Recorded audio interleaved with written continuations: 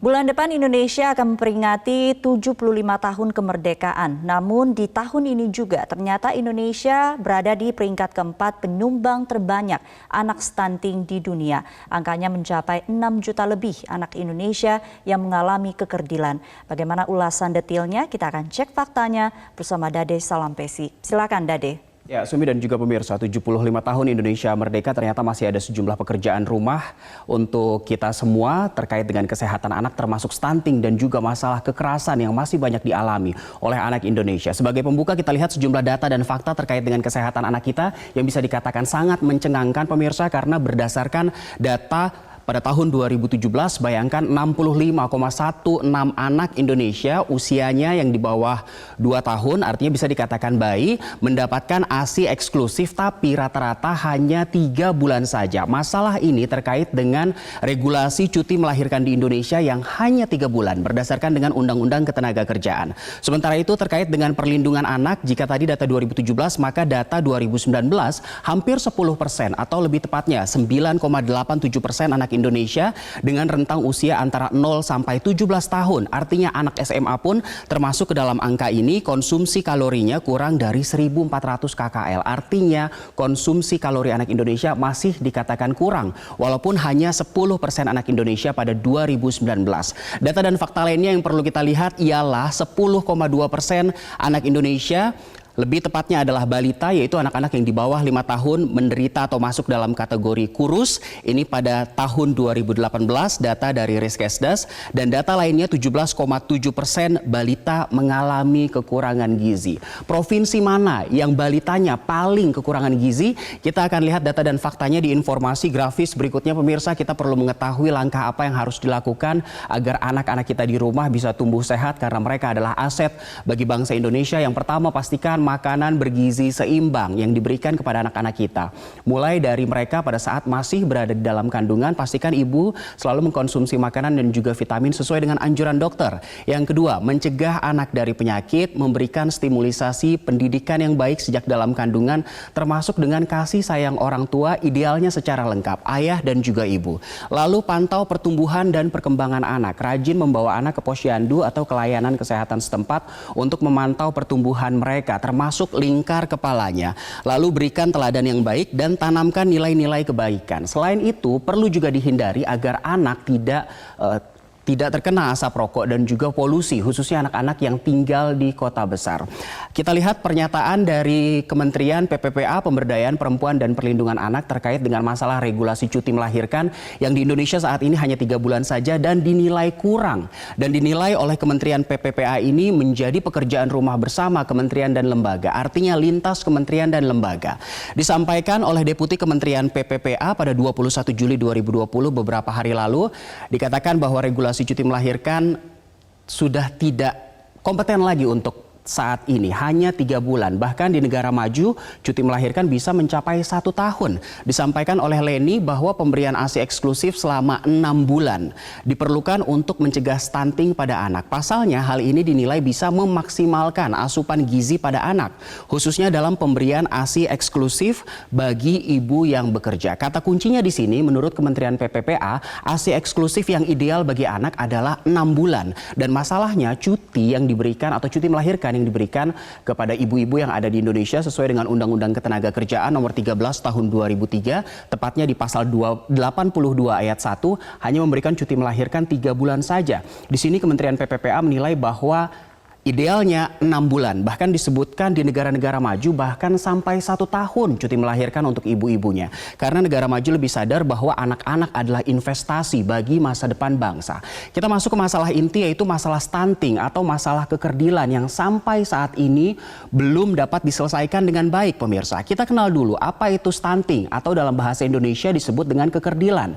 Menurut WHO, organisasi kesehatan yang bernaung di bawah PBB, stunting atau kekerdilan ini adalah gangguan tumbuh kembang anak yang disebabkan kekurangan asupan gizi terserang infeksi maupun stimulasi yang tidak memadai. Lalu kita lihat apa saja langkah pencegahan yang direkomendasikan oleh WHO agar anak-anak kita tidak mengalami stunting atau kekerdilan, pemirsa. Dalam informasi grafisnya saya akan jelaskan tentang langkah-langkah pencegahan stunting secara spesifik. Kalau tadi adalah langkah-langkah agar anak-anak kita menjadi sehat, ini agar anak-anak kita tidak mengalami stunting atau kekerdilan. Yang pertama, memenuhi kebutuhan gizi. Lagi-lagi sejak hamil, sejak anak berada di dalam kandungan, kepenuhan gizinya harus ditunaikan oleh sang ibu. Beri ASI eksklusif sampai bayi berusia 3 bulan, dan ini yang menjadi masalah karena seperti yang kita ungkapkan tadi bahwa saat ini cuti melahirkan ibu-ibu di Indonesia sesuai dengan undang-undang hanya 3 bulan saja. Lalu dampingi ASI eksklusif dengan makanan pendamping ASI sehat. Kalau anak sudah berusia 6 bulan lebih, pastikan makanan pendampingnya tidak lebih daripada ASI dan juga terus memantau tumbuh kembang anak serta selalu menjaga kebersihan lingkungan. Seperti yang saya katakan tadi, pastikan anak Anda bebas dari asap rokok dan juga bebas dari polusi udara. Ternyata pemirsa, di 75 tahun Indonesia merdeka ini, Indonesia sudah beberapa tahun ini ada di peringkat 4 secara global penyumbang anak yang mengalami stunting atau kekerdilan di dunia. Kita lihat peta grafisnya karena ternyata di urutan pertama ada negara Asia juga, yaitu India, di urutan kedua ada Pakistan, dan di urutan ketiga ada negara Afrika Barat yaitu Nigeria, dan Indonesia ada di peringkat 4. Artinya pada data terakhir di tahun 2019 berdasarkan data studi status gizi balita Indonesia atau SSGB, Indonesia berada di peringkat keempat di tahun 2019, yang artinya 6,3 juta anak Indonesia mengalami stunting. Artinya juga dari total 23 juta balita Indonesia, hampir 30% diantaranya, lebih tepatnya 27,67% anak Indonesia mengalami stunting atau mengalami kekerdilan yang disebabkan oleh masalah gizi. Dan provinsi penyumbang angka stunting terbesar di Indonesia adalah Nusa Tenggara Timur, karena hampir 30% anak-anak di NTT ternyata menderita stunting atau kekerdilan, pemirsa.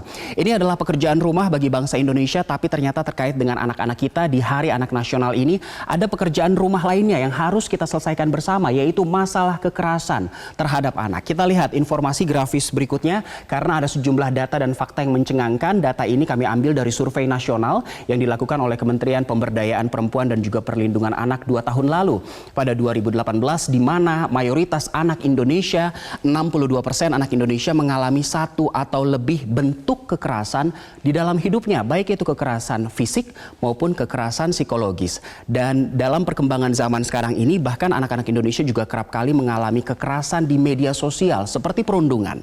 Lalu dari data ini diteliti lagi dan hasilnya 1 dari 11 anak perempuan Indonesia dan 1 dari 17 anak laki-laki mengalami kekerasan seksual. Fakta terbaru yang lebih mencengangkan adalah kekerasan ini justru terjadi di lingkungan yang seharusnya anak-anak kita mendapatkan perlindungan dan mereka aman, pemirsa. Kita lihat bagaimana dengan kekerasan di sekolah, tempat orang tua menitipkan anak-anaknya, karena ternyata 41% anak Indonesia mengalami perundungan di sekolah beberapa kali dalam 1 bulan. Hampir separuh anak-anak Indonesia mengalami perundungan di sekolah beberapa kali dalam 1 bulan, tidak hanya 1 kali. Lagi-lagi sekolah juga harus diwaspadai, dan ternyata dari hasil penelitian tersebut juga dijelaskan bahwa 75% murid perempuan dan 20% murid laki-laki pernah dipukul, ditampar, atau dengan sengaja dilukai secara fisik oleh warga sekolah, lebih tepatnya oleh guru mereka. Ini adalah pekerjaan rumah yang tidak kalah besar dibandingkan stunting tadi, yaitu kekerasan terhadap anak-anak kita bahkan di lingkungan yang seharusnya mereka mendapatkan perlindungan dan keamanan, pemirsa.